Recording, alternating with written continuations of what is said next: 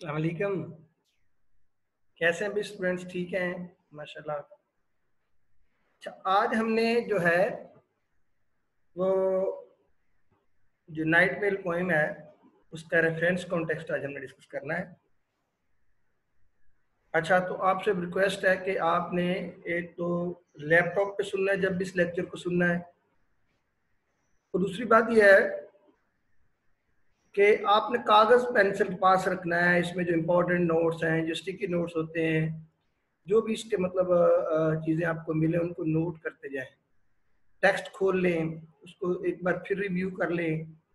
मतलब एक पूरी एहतियात के साथ इन नोट्स को यूज़ करना है। और फिर मैं बताता चलूँ, मोबाइल के ऊपर मोबाइल एप्लीकेशन में इसका रिजल्ट इतना अच्छा नहीं आएगा, चूँकि इसकी रिकॉर्डिंग जो है वो लैपटॉप पे होती है। इसलिए आप लैपटॉप अगर ओपन करेंगे तो इसके आपको पूरा फ़ॉन्ट, अल्फाज का साइज़, पूरे नोट्स नज़र आएंगे।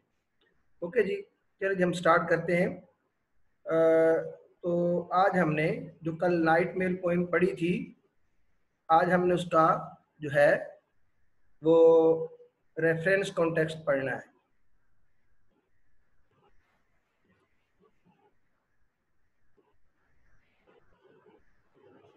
आज हमने नाइट मेल का जो रेफरेंस कॉन्टेक्स्ट है वो पढ़ना है भाई।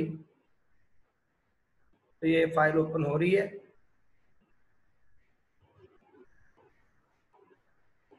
यस, तो ये भी नोट्स हैं, ठीक है। तो ये नाइट मेल का पहला स्टेंजा लिखा हुआ है, आपको नजर आ रहा होगा। ये एफएससी इंग्लिश के लिए है और टैलेंट क्लासेस के लिए है। फिर मैं कह रहा हूँ, हाँ, ये एवरेज स्टूडेंट्स के लिए नहीं है। उनको ज़्यादा फायदा तब होगा अगर वो पूरे सीरियस हों, कोई टॉपर बनना चाहते हों, या फिर का बच्चा को बोर्ड में पोजीशन की तैयारी कर रहा है तो उसको भी फायदा हो सकता है वैसे। लेकिन डिपेंड करता है कि आपने आपका टारगेट क्या है इंटर के अंदर। ऐसा भी हुआ है कई बार एफए के स्टूडेंट्स से नोट्स कॉपी करते हैं, उनकी बोर्ड में पोजीशन आ जाती है। और हमारे पास बड़ी मिसालें हैं, हमें उसको ज़रूरत नहीं है मिसालें देने की।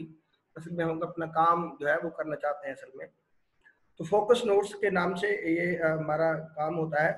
Only for talent classes. Night mail poem में पहला भाई इसका है वो स्टेंजा है, आप गौर से देख सकते। This is the night mail crossing the border, bringing the cheques and the postal order,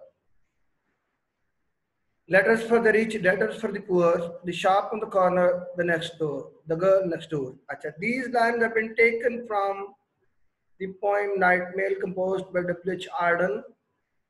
तो कॉन्टेक्स्ट का पोएम का आपको पता है रेफरेंस होता है कि पोएम का नाम, शायर का नाम, और ये बड़ा इंपॉर्टेंट है। So in this poem, the poet describes minutely all the details of a journey of a railway train that travels the whole night to bring mail containing letters, post orders, and checks. For the people living in different parts of the country, the journey undertaken by the night mail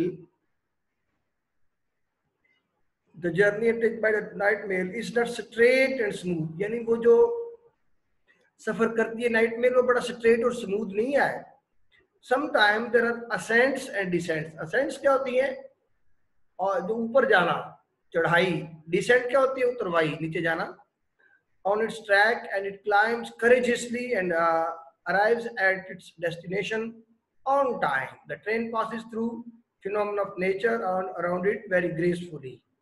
Both animals and humans have got used to its daily routine nice and are least disturbed by its passing by them. Only jug placed in bedroom shakes gently with its vibration. तो ये भाई इसका context है, बड़ा marry context है मेरे ख्याल में। आप इसको तैयार कर लें, ठीक है। एक्सप्लेनेशन होती है भाई उन लाइंस की जो ऊपर लाइन हमने स्टैंजे में पढ़ी है। देखे ना, जो हमने लाइन ऊपर अगर हम देखें तो ये हमने लाइन स्टैंजे में पढ़ी है। तो इन स्टाइल इनकी एक्सप्लेनेशन महदूद होती है उन लाइंस तक जो आप ऊपर स्टैंजे में देख रहे हैं। इसके ऊपर कोई कॉमन तैयारी नहीं होती है। कई बच्चे ऐसे बस तैयारी कर लेते हैं, जो आए मर्जी लिख देते हैं। इतना भी भाई एग्जामिनर पागल नहीं होता, वो चीजों को देखता भी है। तो आपको चाहिए कि उन लाइनों का रेलेवेंट लिखें और इसका आगाज अच्छा हमेशा कॉन्टेक्स्ट का आगाज करें इन दिस पोएम, और हमेशा एक्सप्लेनेशन का आगाज करें इन दीज लाइंस या इन द गिवन लाइंस। ये बड़ी टेक्निकल बात, अक्सर बच्चे एनुअल के एग्जामिनेशन में ये बात भूल जाते हैं और एक्सप्लेनेशन में भी लिख देते हैं इन दिस पोएम, और ये गलत स्टार्ट होता है. So in these lines, the poet describes how the night mail crosses the boundaries of different regions, cities, and towns. It is anxiously awaited by the people of all classes and brings letters, checks, and post orders from the near and dear ones. Sometimes it brings letter for the owner of a shop at the corner, and some other time, it brings a love letter for the girl in the neighbor. The night mail does not care for the regional border. It moves from Wales to England. असल में ये Wales से लेकर England तक, फिर ये Scotland जो होती है ग्लासगो की तरफ जाती है. ये बकायदा एक नाइट मेल है. मैं बता चुका हूँ जब पोएम पढ़ा रहा था कि ये नाइट मेल का डॉक्यूमेंट्री फिल्म है जिसके एंड पे ये पोएम आती है और वो चढ़ती है इसके ऊपर स्कॉटलैंड के उस बिटॉक के ऊपर, तो बिटॉक के गांव से फिर नीचे ग्लासगो की तरफ ये होती नीचे उतर जाती है. The night mail does not care for the regional border that moves from Wales to England or from Scotland to Ireland. The journey of night mail also reflects the real life experience of night mail in England.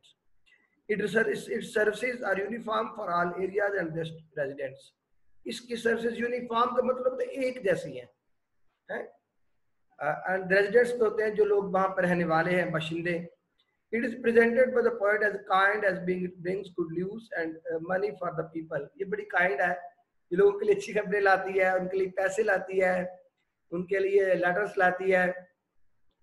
The language used in the lines is very simple but suits to the message conveyed by the poets. ये बात बड़ी simple सी है. Next stanza आ गया. Pulling up the top, a steady climb. The gradients against her and she is on time. Shoveling white steam over her shoulder. ये देखिए gradient का मैं explain कर चुका हूँ जब मैंने टेक्स्ट पढ़ाया था लास्ट लेक्चर के अंदर. ग्रेडियंट क्या होती है ये हम पढ़ चुके हैं. Pulling up बिटॉक. बिटॉक तो मैंने आपको बताया स्कॉटलैंड का गांव है, ऊपर स्टेशन रेलवे स्टेशन है. पुलिंग अप का मतलब क्लाइंबिंग अप, ऊपर जाती है, बिटॉक की तरफ चढ़ती है. स्टडी क्लाइंब, बिल्कुल कॉन्स्टेंटली चढ़ती है, रुकती नहीं, कोई हचकोले नहीं खाती रास्ते में. स्टडी का होता है कॉन्स्टेंट, मुश्किल, एक जैसा, एक स्पीड के साथ. The gradients against her, उसके सामने बड़ी स्लोप्स हैं, बड़े ग्रेडियंट्स हैं. She is on time, लेकिन मुश्किलात के बावजूद कुछ टाइम पे पहुंचती है. Past cotton grass and moorland border. ये बिल्कुल ये जो बंजर इलाके हैं मूरलैंड के हैं, जो जंगली इलाके हैं इस तरह के जहाँ पर कोई ज्यादा आबादियां नहीं होती, उसमें से गुजरती हुई चली जाती है. बाउल्डर को जानते हैं, ब्राउन स्टोन होता है, बड़ा सा पत्थर होता है. शॉवलिंग, थ्रोइंग, फेंकती है. वाइट स्ट्रीम ओवर हर शोल्डर. जो अच्छा रेफरेंस सेम ही है, इधर है. एक बार अपने रेफरेंस हम देते हैं जब एक्सप्लेनेशन करते हैं, रेफरेंस सेम ही होता है, ठीक है. एक्सप्लेन कॉन्टेक्स्ट भी सेम याद कर लें, आपको जरूरत नहीं दोबारा याद करने की. हाँ एक्सप्लेनेशन अलबत्ता आपको पहले भी बता चुका हूँ, हर लाइन की अपनी एक्सप्लेनेशन होती है. और in the given line the poet describes the night mail heroic journey on the steep slopes of Bitok, a village located in southern Scotland, famous for a railway station and a beautiful bridge. ये बिटॉक के असल में ये मानी है, अक्सर grammars में इसको बड़ा गलत प्रेजेंट किया हुआ है. It constantly climbs up the ascents and descents on her way and arrives at her destination on time. Although the odds are against her, but it overcomes every challenge successfully. The train passes by the green fields of cotton in the countryside. It also passes by the infertile barren land consisted of bushes and large round stones. It emits and throws white smoke over its shoulders. Actually, the poet intends to say, if we want to get our goal in time, we must care for the obstacles during our struggle to achieve them. He uses the journey of the train as a metaphor to convey his covered message. The poet uses the device of personification to glorify the journey of the train. इसमें देखिए personification भी use हुई है, हम पहले भी इस पे बड़ी बात कर चुके हैं. He says that it throws white smoke on her shoulders, which is a human quality attributed to the train.